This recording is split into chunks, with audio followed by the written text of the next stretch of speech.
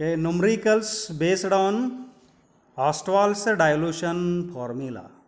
आज आपण हा जो ऑस्टवॉल्डचा डायल्यूशन फॉर्म्युला आहे त्याच्यावरती आधारित विचारले जाणारे न्यूमरिकल्स समजून घेतोय.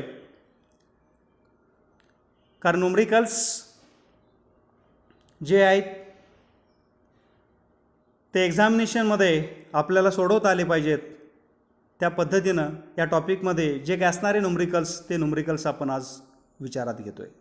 पहिल्यांदा न्यूमरिकल्स जे आपण विचारात घेतोय ते ऑस्टवॉल्डस डायल्यूशन फॉर्म्युलावरती विचारले जाणारे आणि याच्यानंतरचे जे न्यूमरिकल्स आहेत ते कशावरती आधारित आहेत. That numericals based on pH, pOH and dissociation constant याच्यावरती असणारे आधारित असणारे न्यूमरिकल्स आपण याच्यानंतर समजून घेतोय. आज जे पहिल्यांदा जे न्यूमरिकल्स आपल्याला विचारात घ्यायचे आहेत ते म्हणजे ऑस्टवॉल्डस डायल्यूशन फॉर्म्युलावरती आधारित असणार आहे. याच्यामधलं पहिलं न्यूमरिकल्स बघा काय आहे. Dissociation constant of acetic acid is दिलेला आहे तो की ते 1.8 × 10⁻⁵. Calculate percentage dissociation of acetic acid in 0.01 molar solution. तर या न्यूमरिकलमध्ये ॲसिटिक ॲसिडचा डिसोसिएशन कॉन्स्टंट दिलेला आहे 1.8 × 10⁻⁵. आणि या ॲसिटिक ॲसिडच्या डिसोसिएशन कॉन्स्टंटवरून आपल्याला काय कॅल्क्युलेट करायचं आहे तर त्या सोल्युशनमध्ये जे ॲसिटिक ॲसिड आहे त्याचे पर्सेंटेज डिसोसिएशन कॅल्क्युलेट करायचं आहे. तर पहिल्यांदा जे गिवन व्हॅल्यू आहेत ते इथं लिहितोय. तर काय दिलेलं आहे. The dissociation constant of acetic acid is given. त्याच्यासाठी नोटेशन वापरलं जातं के. किती आहे व्हॅल्यू 1.8 × 10⁻⁵. त्याच्यानंतर सोल्युशनचं कॉन्सन्ट्रेशन दिलेलं आहे. Notation C is equal to 0.01 molar. आणि याच्यावरनं काय कॅल्क्युलेट करायचं आहे पर्सेंटेज डिसोसिएशन अल्फा आहे. क्वेश्चन मार्क इथं मी लिहिलेला आहे पहा. आता फॉर्म्युला कोणता वापरायचा पहा. आपल्याला माहीत आहे Ostwald's dilution formula for weak acid, weak electrolyte. काय formula K is equal to α² × C upon 1 - alpha. आता या फॉर्म्युलामध्ये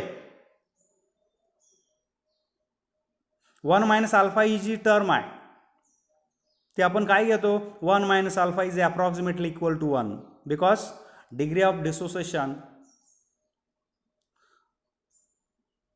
of acetic acid is very less. अल्फाची किंमत ॲसिटिक ॲसिड जर वीक ॲसिड असेल तर फार कमी असते. त्यामुळे 1 - अल्फा अप्रॉक्सिमेटली इक्वल टू 1 घ्यायचा आहे. म्हणजे हाच फॉर्म्युला काय मिळेल K is equal to α² × C. बरोबर आहे.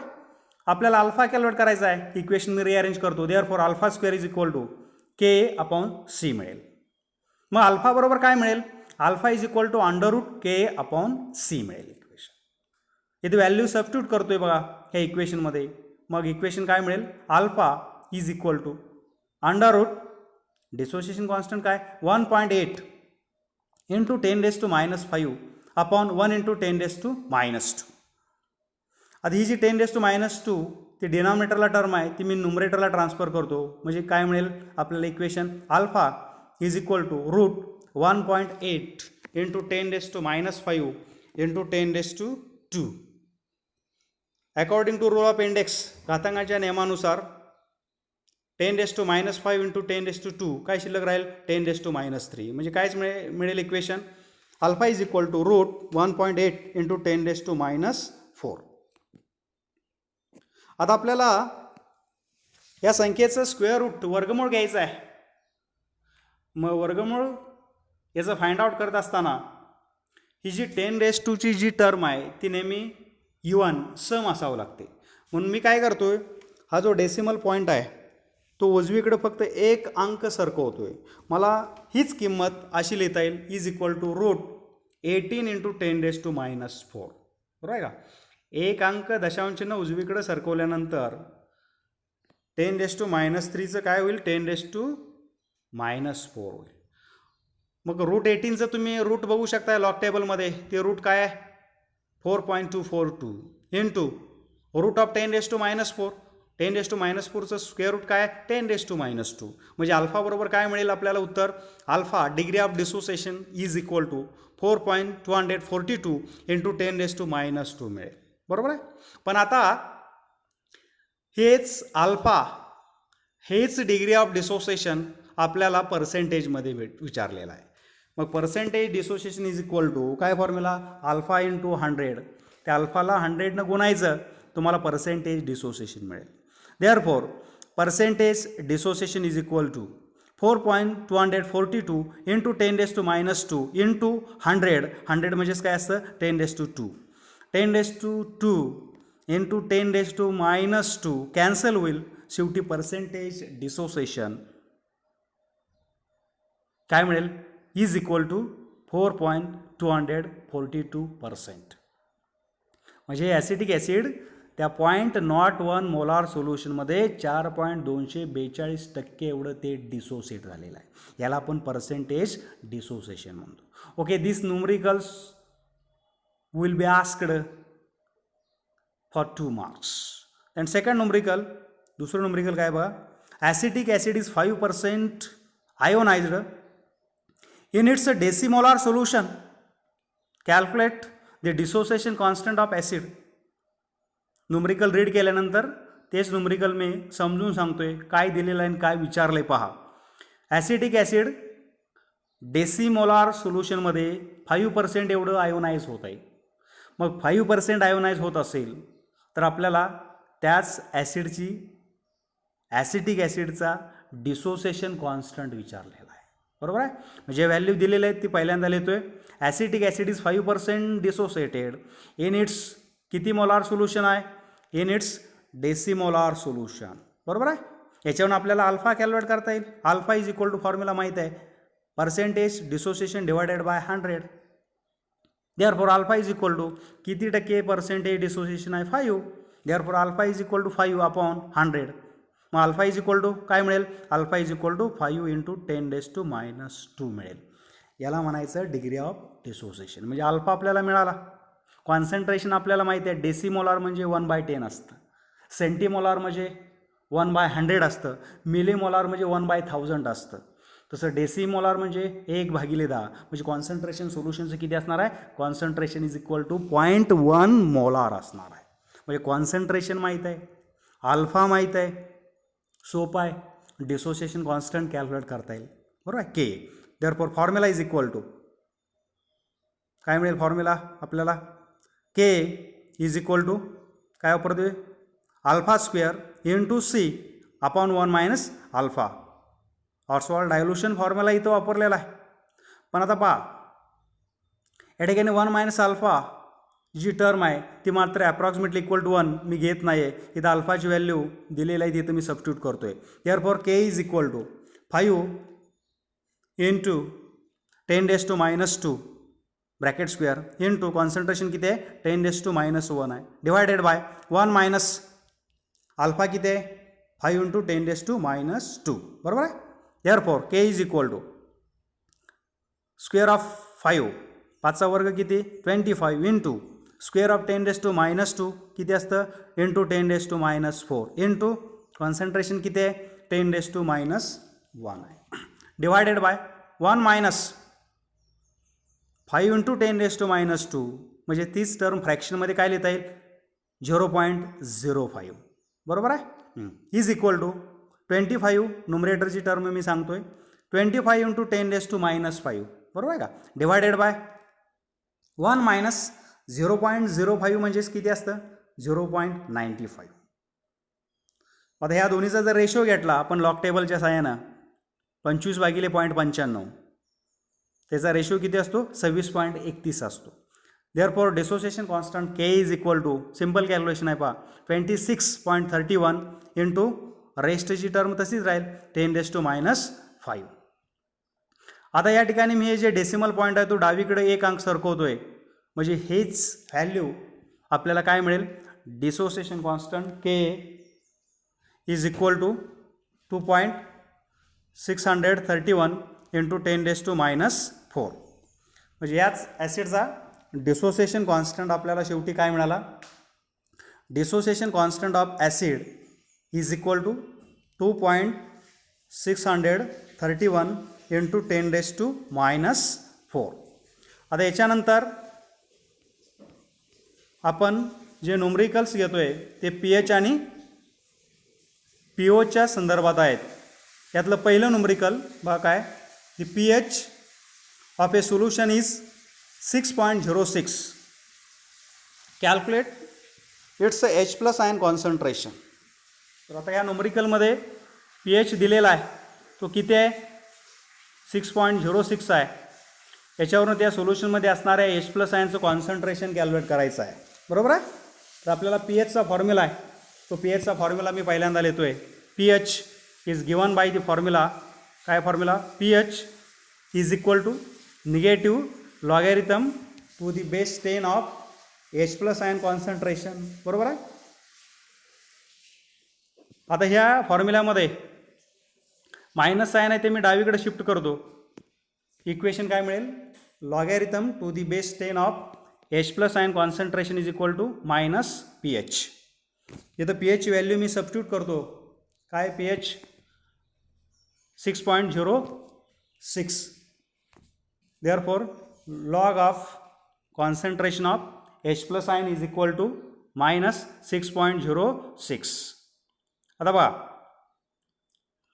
हे जे इक्वेशन आहे, ह्या इक्वेशनमध्ये 6.06 ही जी टर्म आहे त्याच्यामध्ये पहिली जी टर्म आहे ती 6 आहे, त्याच्यानंतरची जी टर्म आहे ती 0.06 आहे. मग आता आपल्याला H+ आयनचं कॉन्सन्ट्रेशन विचारलेलं आहे, तर त्यासाठी दोन्ही साईडचा अँटीलॉग घ्यावा लागतो. मग ह्या दोन्ही साईडचा काय करायचा, अँटीलॉग घ्यायचा इक्वेशनचा. अँटीलॉग घेतला की लॉगॅरिथम टर्म कॅन्सल होईल, पण अँटीलॉग हा नेहमी पॉझिटिव्ह संख्येचा घेतला जातो. म्हणून ही जी संख्या आहे 6.06 त्याच्यामध्ये -1 आणि +1ची ॲडिशन करायची. मग -6.06 याच्यामध्ये -1 आणि +1ची ॲडिशन केली तर -6 जी डाव्या साईडची जी संख्या आहे त्याच्यामध्ये -1 ॲड करतोय, -7 होईल. त्याच्यानंतर डेसिमल पॉईंटच्या नंतरची जी संख्या आहे त्याला आपण मॅन्टेसा म्हणतो, तो 0.06 आहे, त्याच्यामध्ये +1 ॲड करतो. मग -0.06 + 1 किती शिल्लक राहतं, 0.94. मग +7 अधिक 0.94 म्हणजेच काय असतं, ते -7.94 असतं. म्हणजेच ते काय असतं, बार 7.94. म्हणजे ह्या संख्येमध्ये जो कॅरेक्टरिस्टिक आहे त्याच्यामध्ये -1ची ॲडिशन करायची, लक्षात ठेवायचं. आणि जो मॅन्टेस आहे त्याच्यामध्ये +1 ॲडिशन करायची, म्हणजे त्या संख्येच्या किमतीमध्ये काहीही बदल होत नाही. मग आपल्याला संख्या काय मिळाली, बार 7.94. आणि मग मात्र ह्या इक्वेशनचा दोन्ही साईडनं काय घ्यायचा, अँटीलॉग घ्यायचा. मग बार 7.94 या संख्येचा अँटीलॉग घेतला तर आपल्याला शेवटी H+ आयनचं कॉन्सन्ट्रेशन काय मिळेल, लॉग टेबलच्या साह्यानं. Concentration of H+ ion is equal to 8.710 into 10⁻⁻7 molar मिळेल. सोल्युशनचा pH 6.06 असेल तर H+ आयनचं कॉन्सन्ट्रेशन किती असतं, 8.710 गुणुले 10⁻⁷ मीन्स इंटू 10⁻⁻7 मोलार एवढं कॉन्सन्ट्रेशन असतं. त्याच्यानंतरचं दुसरं एक्झाम्पल pH वरती आधारित आहे. पहा, अशा प्रकारचे एक्झाम्पलसुद्धा विचारलेत परीक्षेला 2 मार्काला. तर बघा दुसरे एक्झाम्पल काय, calculate the pH of 0.01 molar sulphuric acid. 0.01 molar sulphuric acid जे आहे त्याचा pH विचारलेला आहे. आपल्याला माहीत आहे सल्फ्युरिक ॲसिड हे काय, is a strong electrolyte, strong acid, that's why it dissociates completely in water. त्याचं पाण्यामध्ये पूर्णपणे डिसोसिएशन होतं. मग आता या सल्फ्युरिक ॲसिडची जी डिसोसिएशन रिॲक्शन आहे ती डिसोसिएशन रिॲक्शन या प्रकारे आपल्याला लिहिता येईल. काय dissociation reaction, H2SO4 in aqueous phase, बरोबर आहे का, plus H2 in liquid phase gives. Sulphuric acid जर डिसोसिएशन जर झालं तर सल्फ्युरिक ॲसिड काय करेल, एक H+ H2Oला देऊन टाकेल आणि काय तयार होईल, H3O+ twice H3O+ hydronium ions तयार होतील plus sulphate ion in aqueous space. आता बघा इथं हायड्रोनियम आयनचं कॉन्सन्ट्रेशन जे आहे ते किती आहे, तर 2 हायड्रोनियम आयन तयार होतील, म्हणून कॉन्सन्ट्रेशन सोल्युशनचं काय असणार आहे 2 × 0.01 मोलार असणार आहे. Therefore concentration of solution is equal to 2 × 0.01 म्हणजे काय 10⁻⁻². म्हणून ह्या सोल्युशनचं कॉन्सन्ट्रेशन जे आहे सल्फ्युरिक ॲसिडचं डिसोसिएशन झाल्यानंतर सल्फ्युरिक ॲसिडचं ते कॉन्सन्ट्रेशन काय असेल 2 × 10⁻² असेल. मग आपल्याला कॉन्सन्ट्रेशन माहीत आहे H+ आयनचं, त्याच्यावरून pH कॅल्क्युलेट करणं फार सोपं आहे. तर फॉर्म्युला मी लिहितो pHचा पुन्हा. pH is equal to negative logarithm to the base 10 of hydronium ion concentration is equal to negative logarithm to the base 10 of किती आहे कॉन्सन्ट्रेशन हायड्रोनियम आयनचं 2 × 10⁻².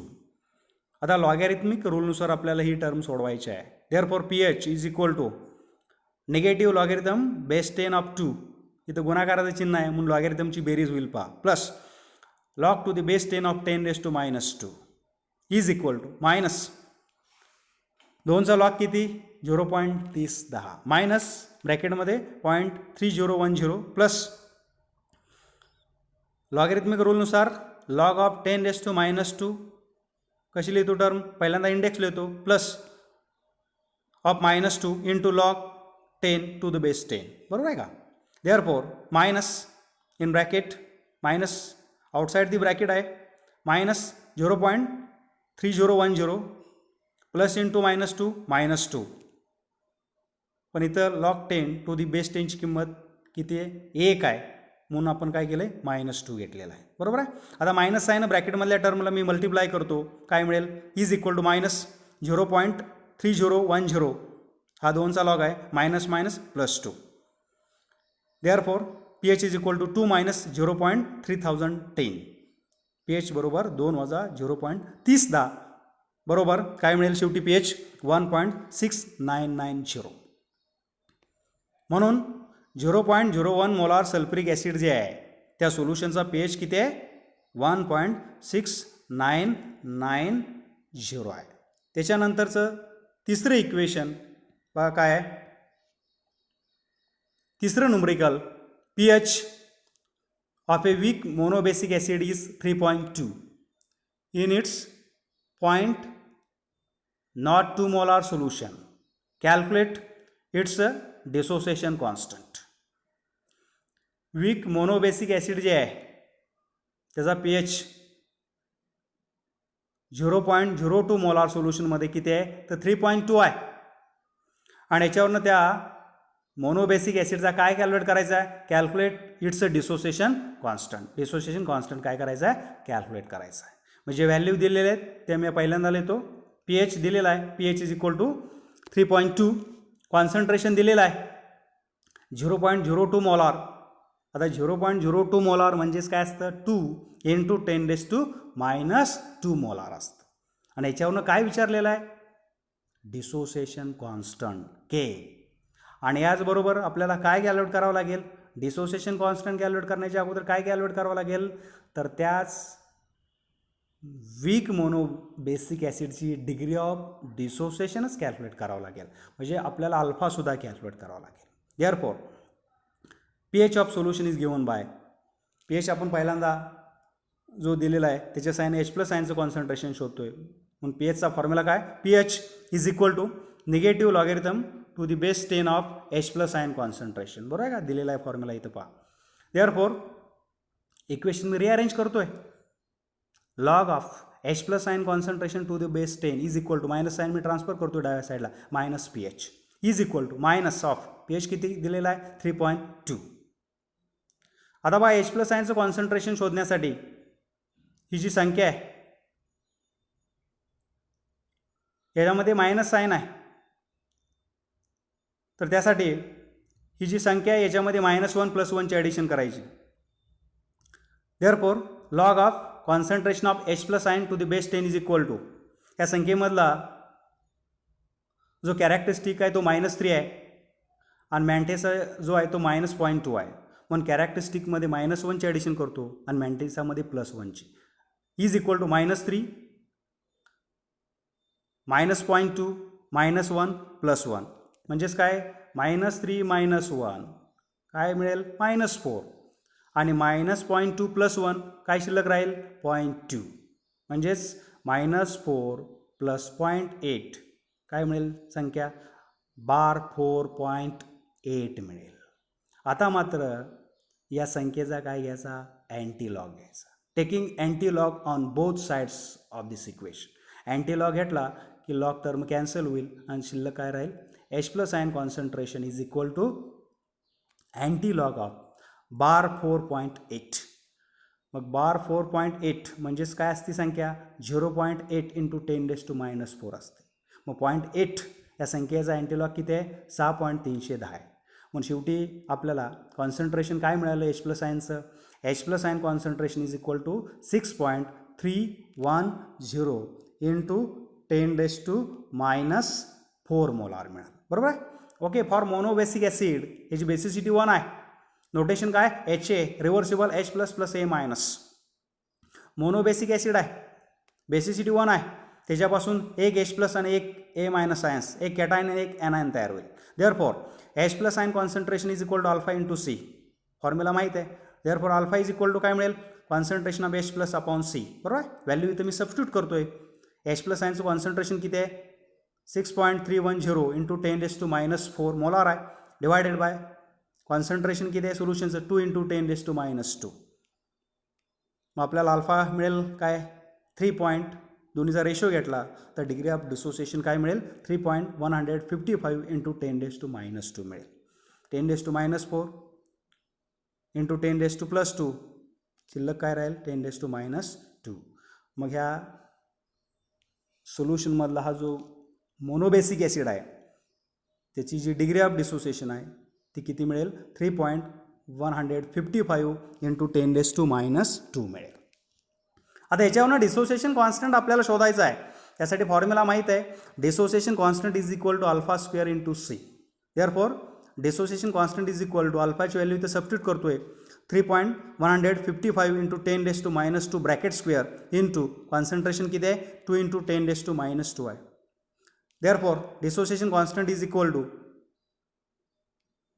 स्क्वेअर ऑफ 3.155 3.155चा वर्ग 19.90 इंटू स्क्वेअर ऑफ 10⁻² 10⁻⁴ आहे इंटू 10⁻². बघा square of 3.155 याचा जो square आहे त्याला 2 मल्टिप्लाय करायचा आहे आणि मग किंमत किती मिळेल 19.90 मिळेल. मग आपल्याला K इज इक्वल टू काय मिळेल 19.9080 × 10⁻⁴ × 10⁻². Therefore dissociation constant is equal to 19.90 into according to rule of index 10⁻⁶ -4 10⁻⁴ into 10⁻² काय मिळेल 10⁻�6. आता हा जो डिसोसिएशन कॉन्स्टंट आहे तो मी 10⁵च्या स्वरूपात लिहितो. हे जे दशांश चिन्ह आहे ते एक अंक मी डावीकडे सरकवतो. मग शेवटी आपल्याला डिसोसिएशन कॉन्स्टंट काय मिळेल K इज इक्वल टू 1.9908 × 10⁻⁵. याच्यानंतर शेवटचं न्यूमरिकल बघा काय in NaOH solution concentration of hydroxyl ions is दिलेला आहे 2.87 × 10⁻⁴. Calculate the pH of solution. NaOH सोल्युशनमध्ये हायड्रॉक्सिल आयन्सचं कॉन्सन्ट्रेशन किती आहे 2.87 × 10⁻⁴ आहे. याच्यावरनं काय कॅल्क्युलेट करायचं आहे the pH of NaOH solution. त्या NaOH सोल्युशनचा काय करायचं आहे pOH कॅल्क्युलेट करायचा आहे. ज्या व्हॅल्यूज गिवन आहेत त्या मी पहिल्यांदा लिहितोय. काय दिलेलं आहे रे hydroxyl ion concentration is equal to दिलेला आहे 2.87 × 10⁻⁴. काय कॅल्क्युलेट करायचं आहे pOH. पण pOHच्या अगोदर विद्यार्थी मित्रांनो हे लक्षात ठेवायचं आहे की pH सुद्धा कॅल्क्युलेट करावं लागेल त्या सोल्युशनचा. देअरफॉर टू कॅल्क्युलेट pH बरोबर. Therefore pOH of the solution is given as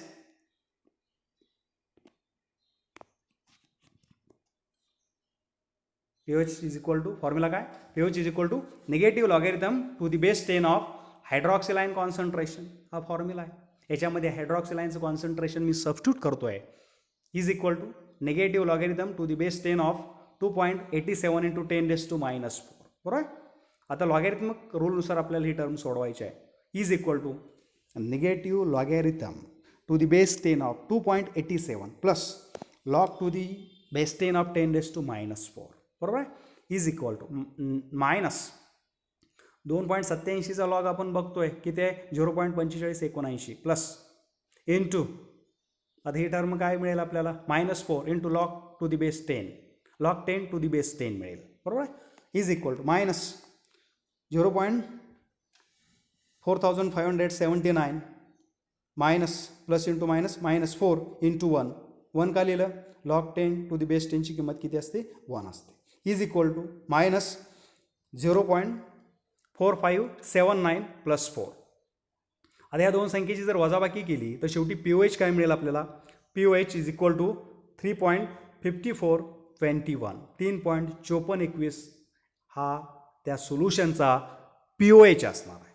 आपल्याला POH माहीत आहे फार सोपं आहे pH कॅल्क्युलेट करणं. We know that relationship between pH and POH याच्यामधलं रिलेशनशिप माहीत आहे ते इथं मी वापरतोय pH plus POH is equal to 14 therefore pH is equal to formula मी रिअरेंज करतोय 14 minus POH is equal to 14 minus POH किती आहे 3.5421 3.5421 तर शेवटी pH काय मिळेल त्या सोल्युशनचा pH ऑफ NaOH सोल्युशन त्या NaOH सोल्युशनचा pH शेवटी आपल्याला काय मिळेल 10.4579.